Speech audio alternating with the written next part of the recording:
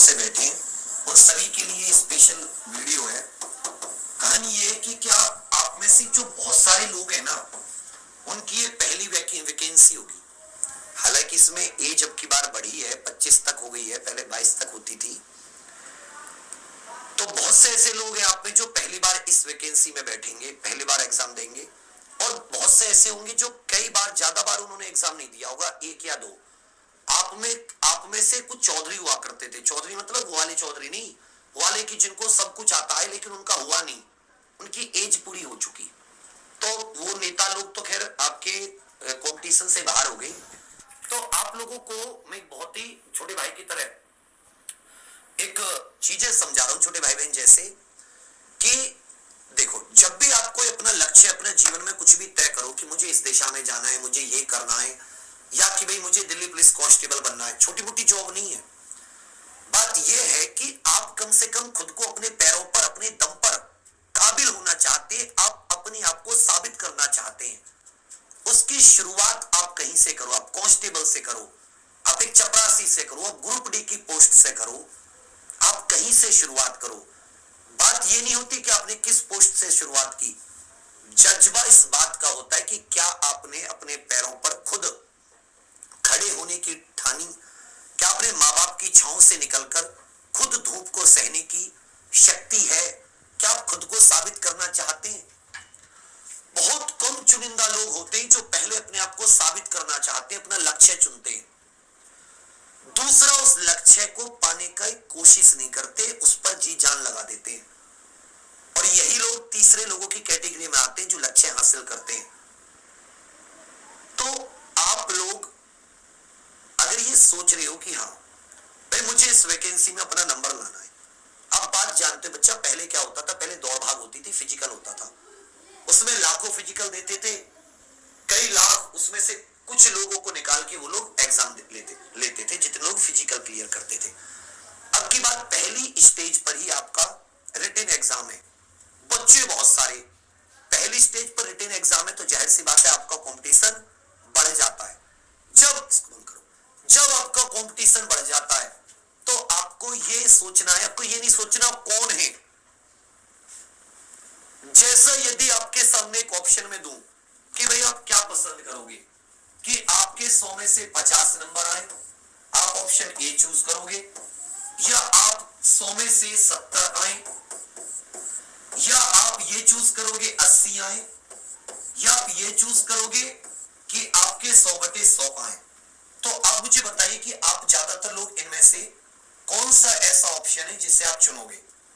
कोई एक ऑप्शन बताइए कि जो आप ये सोचते हो कि भाई मेरे इतने नंबर आने चाहिए, फिर मुझे कोई टेंशन नहीं रहेगी, चाहे कोई दुनिया में कितने भी हो, मेरे इतने आ जाएंगे, मेरा नंबर आ जाएगा। तो आप में से मैक्सिमम, सारे के सारे, अधिकतर आप इसे चुनोगे। क्या चुनोगे? इसे चुनोगे, ज्यादातर इसे तो 100% चुनोगे। अगर आपको इसका भी, अगर आप ये नहीं चुन रहे, इसका मतलब आप में आत्मविश्वास नहीं है, फिर तो कोई बात ही नहीं है।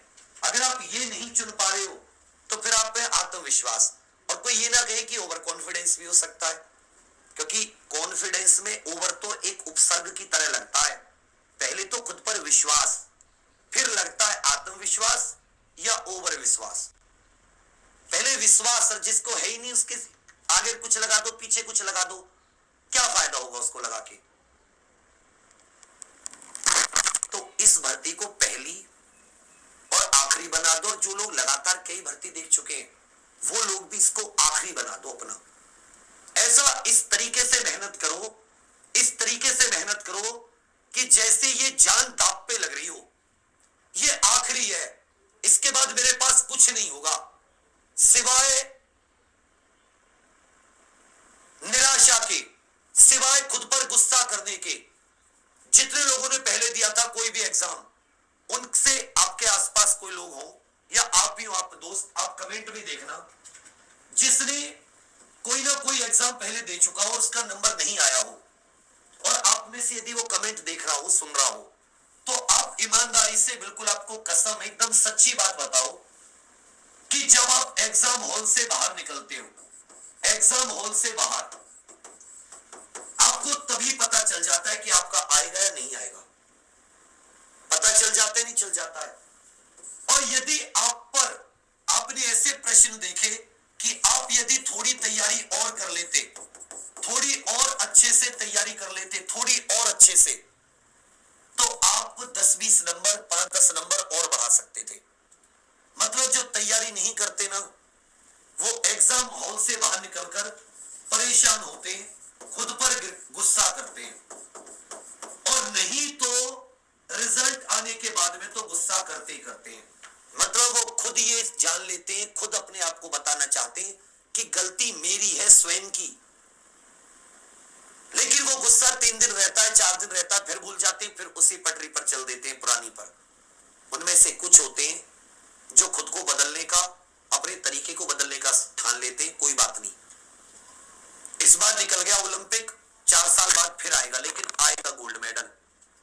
ऐसा नहीं कि मैं इस बार ओलंपिक जाऊंगा, 8वें 9वें 10वें नंबर पर रह के आ जाऊंगा, नहीं, मुझे जीतना है, तैयारी करनी है, और जितनी मेरी तैयारी होगी मैं उतना ही सबसे आगे रहूंगा।